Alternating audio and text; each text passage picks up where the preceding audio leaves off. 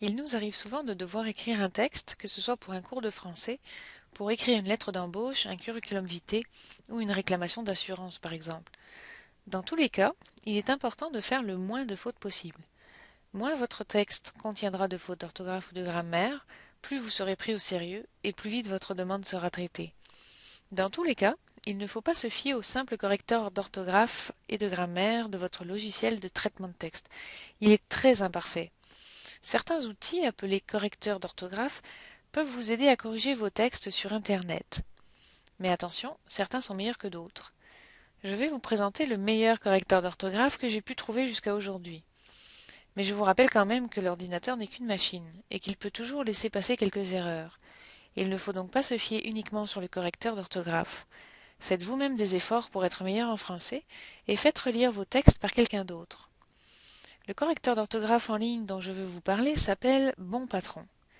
Allons sur Google et faisons une recherche pour trouver l'adresse exacte de ce site. Je vais donc taper Bon Patron dans la barre de recherche. Bon Patron, correcteur d'orthographe et de grammaire. Et voilà, son adresse est bonpatron.com. Je vais cliquer dessus et j'arrive sur le correcteur d'orthographe.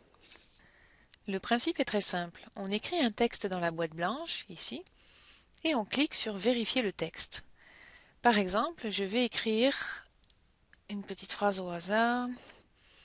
Tiens, je vais écrire une petite texte avec des fautes. Je ne vais même pas mettre de S. Et je vais cliquer sur Vérifier le texte.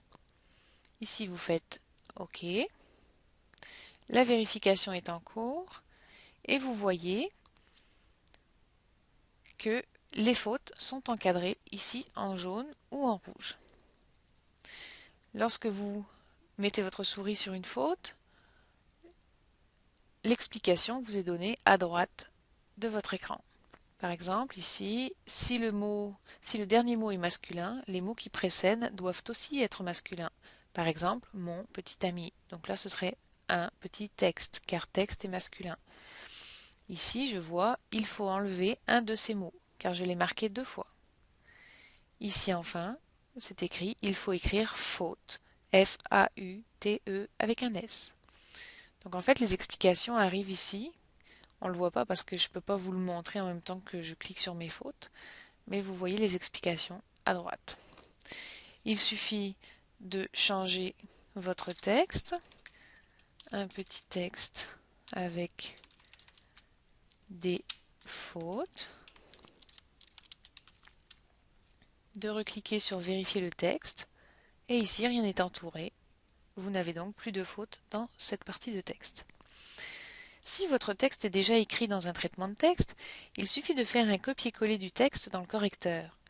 Mais attention, pour faciliter la tâche du correcteur, votre texte ne doit pas être trop long et ne pas avoir de mise en forme, c'est-à-dire pas d'encadré, pas de liste à puces, etc. Il faut donc le faire au fur et à mesure qu'on écrit.